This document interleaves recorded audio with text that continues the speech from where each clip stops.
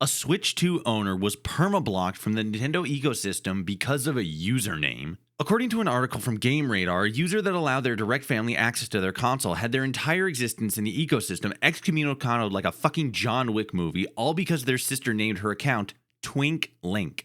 E.G. Aonuma, the producer of the Legend of Zelda series, intentionally designed Link to be androgynous in the first game to make it easier to self-insert into the role of the hero of Hyrule. And yet a name like that gets you blacklisted from the Mushroom Kingdom. But the craziest thing is, by their own admission, not even Nintendo themselves can undo the ban. In a final update on the original Reddit post, the owner of the now $500 paperweight said that Nintendo's only advice was to swap the console out for a new one and keep playing via cloud backups. Nintendo has been on a generational L streak with the Switch 2. Yes, it was the fastest selling Nintendo console ever made.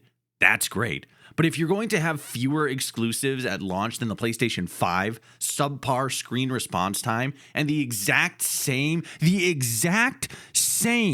stick drift issue as your last console, all those sales numbers are doing is exposing your profit-driven bad decisions even faster to the general audience. Ever since the announcement of the Xbox Ally, I've seen a lot of Switch 2 glazing, but honestly, with how much Nintendo has been getting wrong outside of the actual content of their games, it's crazy to see anyone having their backs right now. Nintendo as a company has always been at Ubisoft levels of corporate greed, the biggest difference being that their games were always good enough to quell most of the hate that they get.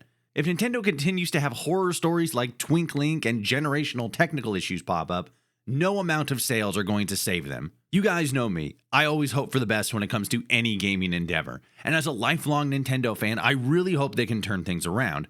As a creator and a realist, though, all I can say is that Nintendo set themselves up for failure. Because at the end of the day, money talks the loudest. And even though Mario is their main character, all they can see is green. I can follow for more and check @FollowRotoshi on all other socials.